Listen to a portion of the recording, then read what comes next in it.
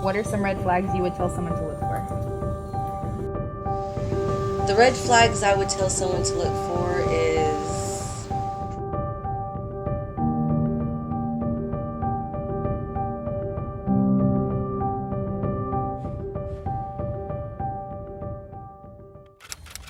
Some red flags I would tell somebody to look out for is the person you're with questioning your location, always looking over your shoulder, asking you who you're talking to, wanting to know every detail of what you're doing at every minute of every day. If I was anywhere, I had to text him, call him every hour on the hour, not a minute early or not a minute late. If I called him late, it was, what are you doing? Why didn't you call me at this time? If it was too early, it's, why are you calling me early? Do you have something you need to tell me? Is there something going on that you need to make me aware of right now? Him not wanting to be a part of my family. Him not wanting to be around anybody because everybody was against him in his eyes. Some of the red flags that I noticed when I first got into the relationship was him being really mean to his dogs, like punching them, kicking them, screaming at them, just really ugly to his dogs. And he would say stuff to me like, I hope you trip down the stairs and break your neck and die, or I would be going back home to see my family, and he would tell me that he hoped I got in a wreck on the road and I died. Financially, he started to cut me off as far as like my own independence. He told me that women didn't work, women didn't make money, the man was supposed to take care of the house. So slowly, I was starting to become under his financial responsibility, and I didn't have my own money anymore. Those were some of the red flags that I noticed in the very beginning. the controlling aspect of it all. The wow. I guess really the controlling part of it all, even the small signs of controlling where it's no, this is what I want, no, I don't want to go to the park you want to go to, we're going to go to the park I want to go to, those types of things. Even though it just seems small, it's like, okay, just a matter of preference. Later on it turned to more of the controlling part.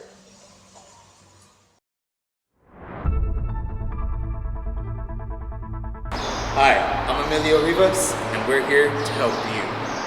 Hi, my name is Samantha, co-host of Surviving the Intimate. Hi, my name is Brandon with Surviving the Intimate, here to help everybody in the LGBTQ community. Hi, my name is Amy. I'm with Surviving the Intimate, and we're here for you. Hi, I'm Don Foster, founder of Angel Eyes Foundation, creator of Surviving the Intimate. My job is to do the rescues. The rest of the team, their job is to help document or share the information.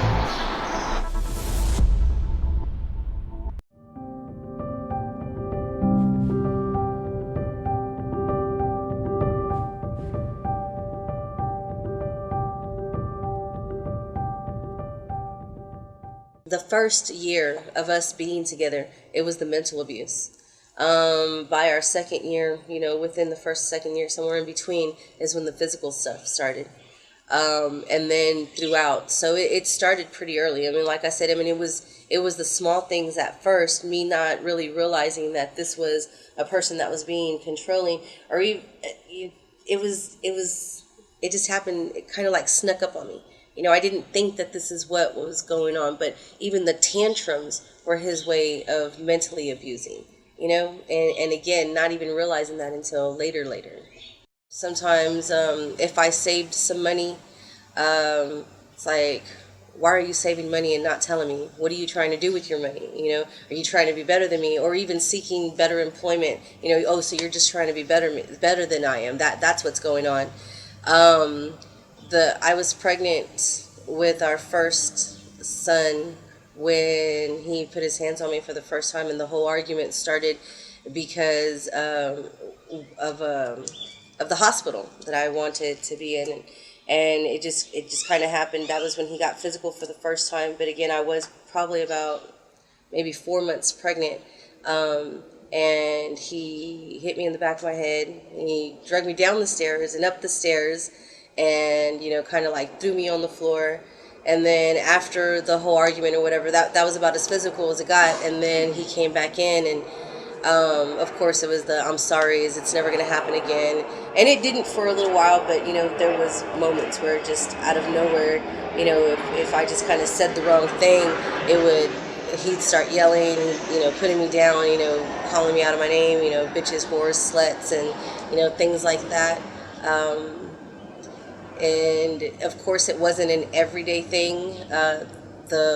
What was the everyday thing was just, if I had questions about something, why were you out too late? Or, I expected something else, and it would just be like, why don't you mind your own business? Why do you have to know this? Well, we're in a relationship, and no, it's none of your fucking business. You're just accusing me. You're making this shit up. It's all in your head. Those types of things. Into the relationship, he wasn't really secure with himself and his own sexuality because his parents were very, very against the whole gay thing. It was shocking, or it was something that shouldn't be talked about, or if you were that, you need to stay put in the closet. So he wanted me to act more feminine because he wasn't comfortable with himself, because he had already been told all these things. And he wanted me to shave my legs or talk more like a female in intimacy or anything like that, because he wasn't comfortable with himself and he couldn't. Even when it came to like my facial hair, for a while I was just shaving it off to avoid the arguments, because he didn't like it and he wanted me to be clean cut, is what he would say. But in reality, it was that me having the facial hair just reminded him that I was a man. The physical abuse happened twice. We were at his house and we were laying in his bed together, and he was laying over me and he sat up, and he, out of nowhere, we were just having a happy moment. I was smiling, and out of nowhere, it was like a flash of light. He smacked me so hard across my face that I started gushing blood out of my nose. Worse from there, and when he decided he had had enough, he called me and cussed me out for an hour and said that he wanted nothing to do with me ever again. If I ever wanted him back, I wasn't going to have the chance, and he already knows that I'm out there being a whore because I didn't call him when I got off of work every single day anymore. I had stopped doing it because I was already overwhelmed with everything, and I was going back to how I wanted to feel back when I was in high school, with the extreme amount of depression. Like, it just built from there. And I had said, okay, fine, we're done. And he said, no, we're on a break because you still belong to me. And that's when I stopped talking to him. And after a month, he stopped contacting me, and I was happy. And then after that month had passed, he called me, harassing me, crying, calling me from his phone, his sister's phone, his friends' phones, his mom's phone, just harassing me every day while I was at work. If I didn't answer the call, it was just one after the other until I answered. Then I blocked his number, and after I blocked his number, he called me from another number, and I would just have to continue to block numbers because he wouldn't leave me alone, because in his mind, I was his property. And said that, your family is garbage, and if I had the supplies, they wouldn't be here anymore, and threatening my life, and never promising me that if we ever went further and got married, that he wouldn't put his hands on me. He never wanted me to leave, and he made me promise I would never leave, and that I would always love him no matter what he did or who he hurt. And it was just enough.